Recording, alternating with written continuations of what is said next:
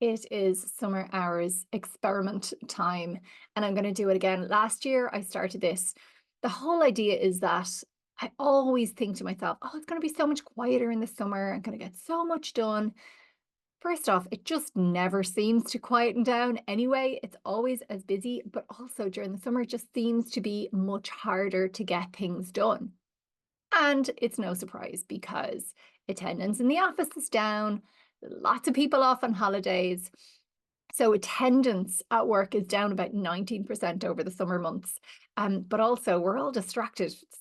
Well, maybe not if you're in Ireland, but it's sunny outside and we want to get away from our desk. We want to be out doing things. And so our focus is not as there as it would be in other times of the year.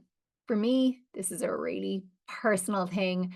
My kids are at a certain age where in a few years they're not even going to want to spend that much time with me. And so I want to be able to absolutely maximize all of the time I have. I want to do that in a way that still allows me to work, do the things that I need to do the things that I want to do, satisfy my ambition, achieve the things that I want to do, and still be able to have a really good quality, uninterrupted time with my kids, with my family, with my friends. And now is the perfect time to do it. Also, this kind of built habitual belief that we need to be at our desks. It's part of our value. It is because we're good, hard workers. It's part of our identity. And we need to reframe those beliefs. We need to understand that actually we can be at our best when we actually get more time away from our desk. And that is something that I learned last year. So last year, my summer hours experiment was that I was going to try and leave at 2 o'clock every day and take Fridays off. I can't tell you how hard it was. I know that like at one stage, my husband came to me and he was just like, I feel like this is causing you way more stress than just working the longer hours. But actually, I think what I realized was it has to be worth the effort, and you've got to make sure. For me, I had to be consistent. I have a lifetime of beliefs to unwind. I run my own business and I still feel guilty if I'm not at my desk, if I'm not working hard enough, if I'm not going above and beyond. Actually, you need to just cut that. What actually happens is that we get so overworked, our creativity goes down. I see this myself. I try and do these twerks weekly. I don't always get to do it. And 9 times out of 10, when I don't get to do it, it's because I haven't spent enough time away from my desk.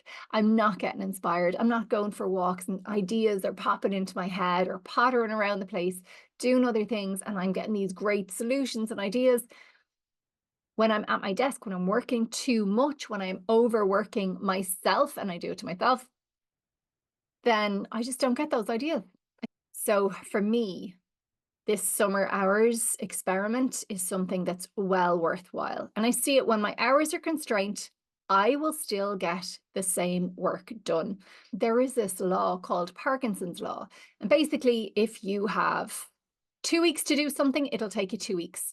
If you've got a week to do it, it will take you a week. If you've got a day to do it, it'll take you a day. You will find a way to fill the space and time with other stuff.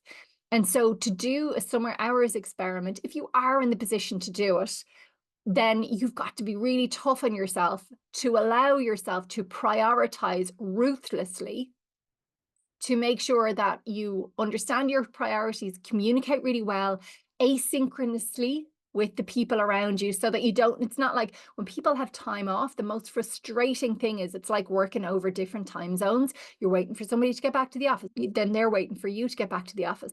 What's really important during those times when you are more absent is that you communicate asynchronously. That means you need to master the art of concise and clear communication in writing or even voice notes or whatever it is, whatever is your form of communication, you need to make sure that you master it. And asynchronous means that you will not have the back and forth in real time. Last year, pretty difficult. What I learned was it was so much easier for me to go from my hours were, I think it was like 9 to 2. And it was so easy to creep on. 2:15, half two, 3, 4. And I found the hours creeping all the time. So this year, what I'm doing is I'm going to a 3-day week. Uh, but my theory behind it is that it's so much easier to just take the day off and I can make plans on that day. I can go off with the kids, whatever it is. So will you join in this summer experiment with me? And I understand that if you're in, a full-time position in an organization that doesn't offer a lot of flexibility, well, then it's really, really difficult for you to join this summer experiment. But back to our blog about replacing can't with won't. I want you to even think about what is the overworking that you do that you can claw back over the summer. Is there time banked up? Do you consistently work till 5:30, 6 o'clock when you could finish at 5? Do you go in early? Is there any way that you can reduce your hours to what you normally work, even if the only output, even if the only output is that you interrupt the habitual overwork? That is an incredible thing to overcome. So if this summer hours experiment does nothing but makes you leave your desk at 5 o'clock, or how about this? Take a lunch break every day. This is the time to do it. People are on holidays. We're able to take holidays. It is possible. The more you tell yourself it's impossible, the more it will not be possible.